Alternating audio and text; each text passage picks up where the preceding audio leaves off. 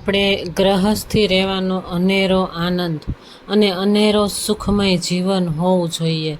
આપણે ગ્રહસ્થીનું જીવન કેવું હોવું જોઈએ? થોડી બચત કરવી, થોડું ઘરનું ધ્યાન રાખવું. જો આપણામાં એક્ટિવિટી ભરેલી હોય ને તો આપણે ગમે તે જગ્યાએ બચતનું ધ્યાન રાખવું જોઈએ. ચાલો, જય શ્રી કૃષ્ણ, ગુડ મોર્નિંગ. કેમ છો બધા? તમે બધા આનંદમાં, કુશલ મંગલમાં હશો. ચાલો, નવો દિવસ, નવી વાતો, નવી ઉમંગ ઉત્સાહ સાથે શરૂઆત કરી જ દીધી વહેલી સવારથી.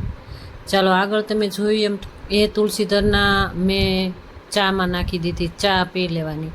ચા અને ભાખરી બનાવવાની છે આજે નાસ્તામાં. ચા કડક મીઠી જો બની જવા આવી છે અને ભાખરી પણ હમણાં બની જશે. અને ભાખરીમાં નાખી દીધું હતું જીરું અને મસ્ત લોટ બાંધી નાખ્યું હતું. ચાલો, ભાખરી બનાવું છું એમ હું તમને કહી રહી છું. ચાલો, બધાને મેં જય શ્રી કૃષ્ણ કહી અને કીધું ચાલો આજનો દિવસ મસ્ત મજાનો છે, ભક્તિમય છે અને સરસ મજાનું આપણે ગ્રહસ્થીના જીવનમાં શું હોઈ શકે એ હું તમને અને સુંદર જીવન અને સુગંધી જીવન કેવું બને જો આપણે બચતનું કંઈક ધ્યાન રાખવું જોઈએ. જો આપણામાં એક્ટિવિટી છે ને કે આપણે આ કંઈક ને કંઈક કરી શકીએ સારું એવું. જો આપણામાં એક્ટિવિટીમાં ના આપણે કંઈ આવડતું હોય તો જો આપણે ઘર ક્લિનિંગ કરતા હોઈએ તો કામવાળી રાખતા હોઈએ એ પણ બચત નથી થતી. અને કાંઈ પણ કામ કરતા હોઈએ તો કામવાળીને બોલાવી લેતા હોઈએ. અને કપડાં સીવવા જતા હોઈએ તો પણ બહાર સીવડાવી દઈએ. જો આપણામાં એક્ટિવિટી હોય ને તો આપણે બહાર ન સીવડાવાય. આપણે આવડતું હોય છતાં પણ આપણે બહાર ન દેવાય. જો આપણી ગૃહિણીનું જીવન જ એવું હોય છે, સુગંધી કહેવાય એને. ચાલો, હું તમને બતાવું છું, એ તમને આડી વાત કરી દઉં છું કે આ મેં તમને ગઈકાલના બ્લોગમાં જ બતાવ્યું કે આ મેં અથાણું બનાવ્યું હતું. જો સ્ટોરેજ કરીને મેં કેરીને સૂકવીને સ્ટોરેજ કરી હતી. એ કેરીને મારે અત્યારે ચાલુમાં ખાવા માટે તાજું અથાણું, એટલે કે અથાણું મેં બનાવી નાખ્યું હતું ગઈકાલે. એટલે મેં તમને બતાવ્યું હતું ખાલી કે મેં સ્ટોરેજ કાઢ્યું છે એમ.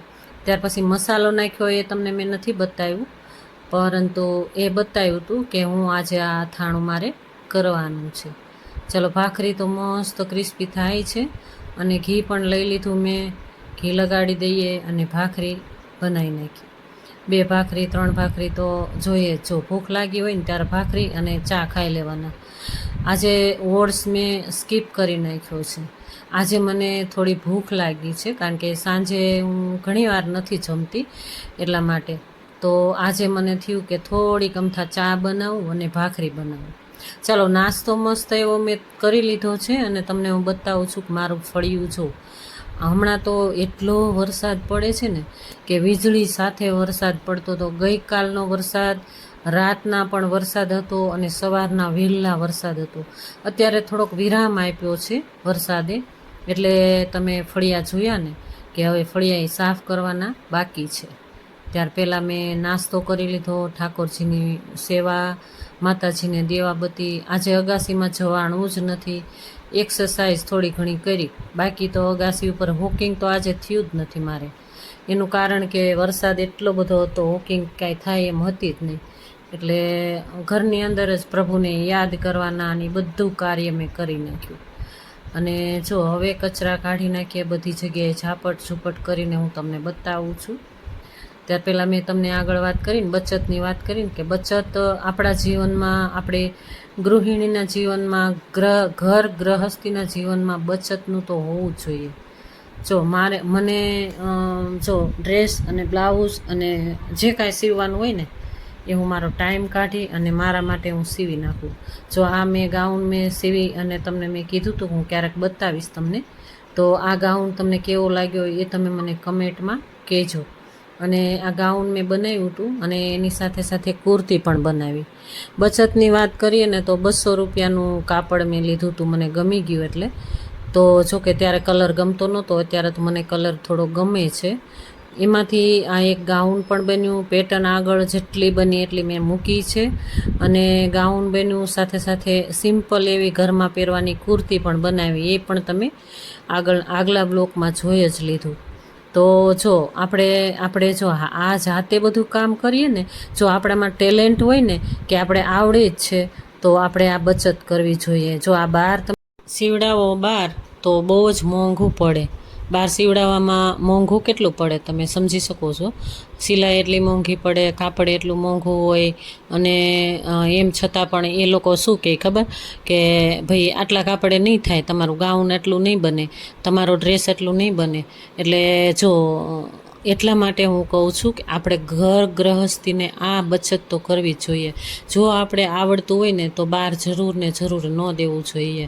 ઘરે જરૂર ને જરૂર આપણે કામ કરવું જોઈએ. એક ટાઈમ થોડોક કાઢી અને આપણા માટે ટાઈમ કાઢી અને આપણે ડ્રેસ બ્લાઉઝ ઘરે આવડતા હોય તો એ આપણે ઘરે કરી જ નાખવા જોઈએ.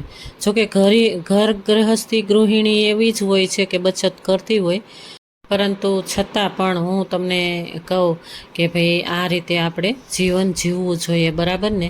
જો કોઈને દુઃખ લાગ્યું હોય તો મને માફ કરજો.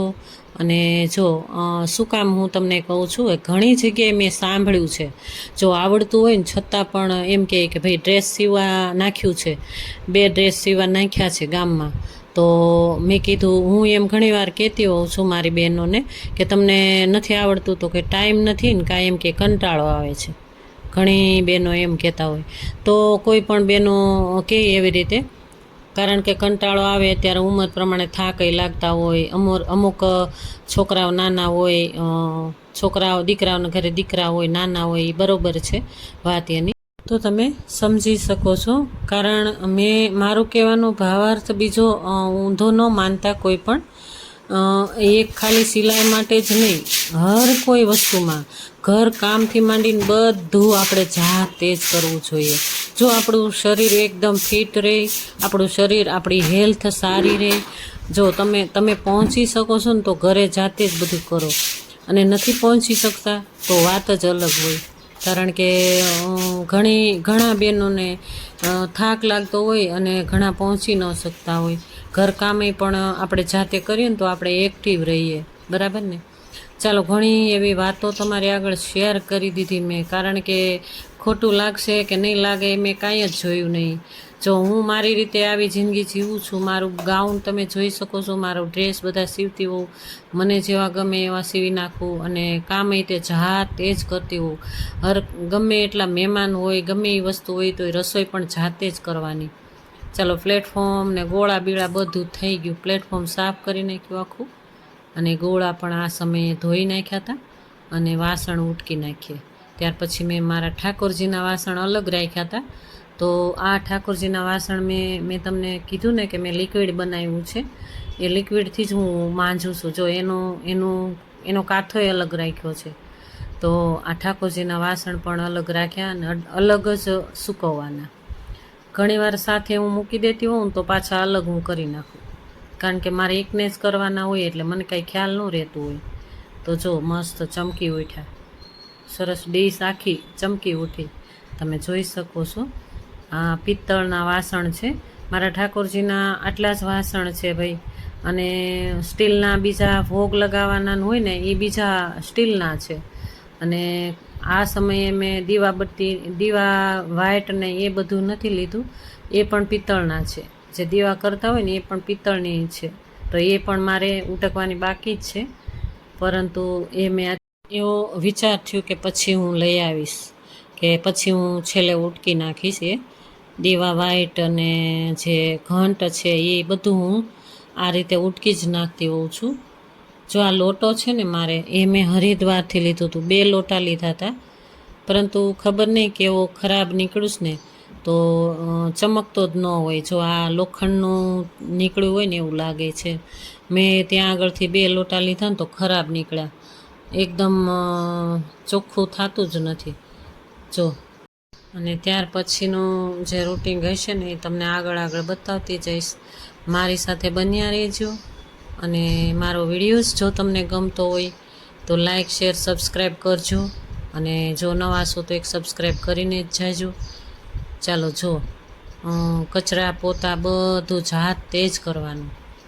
આને બચત કહેવાય. જો કામવાળી રાખીએ કામ તો કરી જ દે, કામવાળી હોય ને આવે ને તો કામ તો બધું કરી જ દે, પણ આપણે એક્ટિવ ન રહી શકીએ. આપણે એક્ટિવ રહેવા માટે આપણે ઘણું એવું સંઘર્ષ કરવું પડે અને દવાઓ લેવી પડે, બરાબર ને?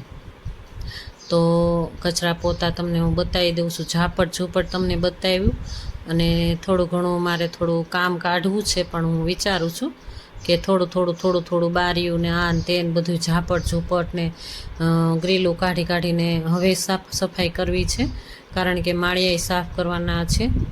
ચાલો, ક્લીન થઈ ગયું, મસ્ત ઘર આખું ક્લીન થઈ ગયું. એકદમ ક્લીન હોય ને તો મજા આવે ભાઈ, એકદમ સરસ. જો સુંદર મજાનું ઘર ક્લીન થઈ જાય ને પછી આપણે પોઝિટિવિટી એમ થાય કે હાલો હવે એમ થાય કે શાંતિ થઈ. ચાલો, કિચન આ સમયે સરસ ચમકી ગયું. જો દીવા વાઇટ પણ લઈને ઉટકી નાખી છેલ્લે અને ઘંટાએ ઉટકી નાખ્યું. ચાલો, ત્યારે ક્લીન થઈ ગયું, કિચન આખું ક્લીન થઈ ગયું, બહારના ફળિયા બળિયા ધોવાઈ ગયા, પાછળની ગેલેરી થઈ ગઈ, આખું ઘર આખું ક્લીન થઈ ગયું મસ્ત. જો પાણી છે ને, તો જોઈ શકો છો તમે. મારા ઠાકોરજીના કપડાં પણ હું મારી જાતે ધોઈ અને રોજ ધોઈ નાખવાના. અને જો પાછળની ગેલેરી એક જ ફૂલ આવ્યું છે અપરાજિતામાં, પાછળની ગેલેરી ધોઈ નાખી હતી મેં, અને તમે જોઈ શકો છો. ગઈકાલ રાતના વરસાદ પડતો હતો, કાંઈ વીજળી સાથે, અને પવન ને વીજળી સાથે વરસાદ પડતો હતો. એ કન્ટેન્ટ મેં તમને બતાવું છું કે વીજળી તમે જોઈને ડાયરેક્ટ લાઈવ જોઈને તો વરસાદ તો ફળિયું આખું પાણી થઈ ગયું હતું. જો વીજળી કેટલી થાય જોશો તમે, જો પાણી ભરાઈ ગયું હતું મારા ફળિયામાં તો. અને જો આ રાતનું સીન છે, ગઈકાલ રાતના બહુ વરસાદ અને વીજળી અને કરોડાટનો અવાજ તમે જોયું, તમારી લાઈવ તમને બતાવીને વીજળી પડતા. ક્યાંક વીજળી પણ પડી છે, અને વરસાદ તમે જો આગળનું કાંઈ દેખાતું નથી, સામેનું જો કાંઈ નથી દેખાતું, એટલો વરસાદ પડે છે. તો વરસાદ તમને લાઈવ બતાવી દીધો. અમારા અમરેલીમાં વરસાદ જો ફળિયું આખું ભરાઈ ગયું હે ને. અને આ ગઈકાલ બપોર પછીનો કન્ટેન્ટ છે. બપોર પછી વરસાદ તોળાઈ રહ્યો હતો, પરંતુ છતાં પણ મારા નણંદ અને હું અને મારા ફ્રેન્ડ અમે વોકિંગ કરવા જઈએ છીએ, ત્યાં આગળ ગયા. તો આ બેન ત્યાં આગળ ઝૂંપડપટ્ટીમાં જ રહી છે, એ કપડાં ધોતા હતા. ત્યાં આગળ વાલ ખુલ્લો હતો અને આ નદી, ચોખ્ખું વાતાવરણ હતું, મસ્ત વાતાવરણ, ક્લીન વાતાવરણ હોય ને એવો અમને અનુભવ થતો હતો. જો નદી તો ભરાઈ ગઈ, પરંતુ વરસાદ તોળાઈ રહ્યું હતું કે વરસાદ તૂટી જ પડશે એવું લાગતું હતું અમને. તો તમે જોઈ શકો છો. ચાલો, બપોરની રસોઈ તો બાકી જ હતી, બધું કામ કરી નાખ્યું, પરંતુ આજે રસોઈમાં મારે મેથી દાણાનું શાક બનાવવાનું છે. મેથી દાણા વધુમાં વધુ ખવાય છે, હમણાં અઠવાડિયામાં 2 વાર ખવાય છે. તો મેથી દાણાને મેં બાફી નાખ્યા હતા, પાણી કાઢ્યું નથી, ડુંગળી સુધારી નાખી છે. અને જો એ જીરું ખલાસ થઈ ગયું તો હમણાં કાઢી લઈશું ડબ્બામાંથી. ડુંગળી સુધારી લીધી, લીમડો નાખી દીધો, અને એનો વઘાર કરી અને હમણાં શાક બનાવી નાખી.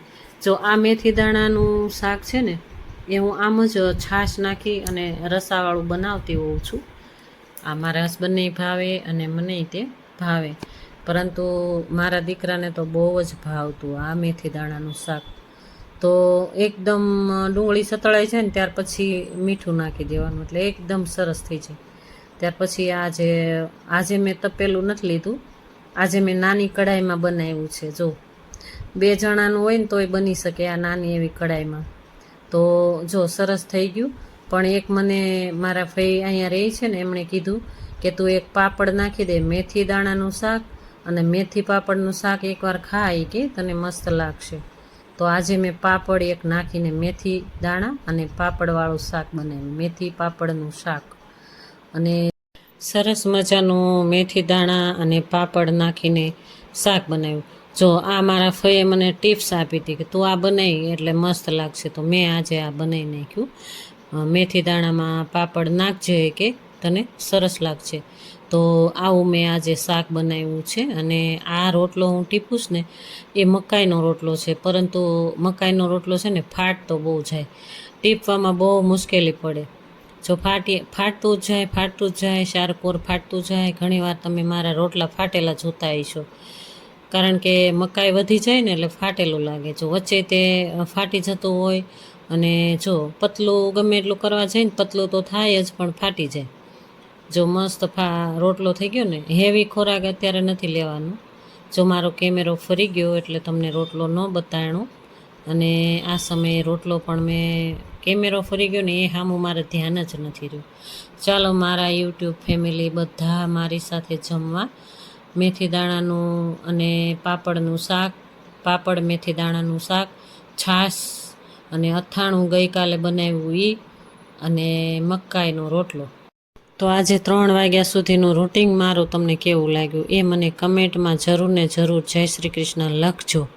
અને આ મેં ધોતી બનાવી નાખી, મારા ઠાકોરજી માટે ધોતી બનાવી નાખી. ચાલો જય શ્રી કૃષ્ણ, રાધે રાધે.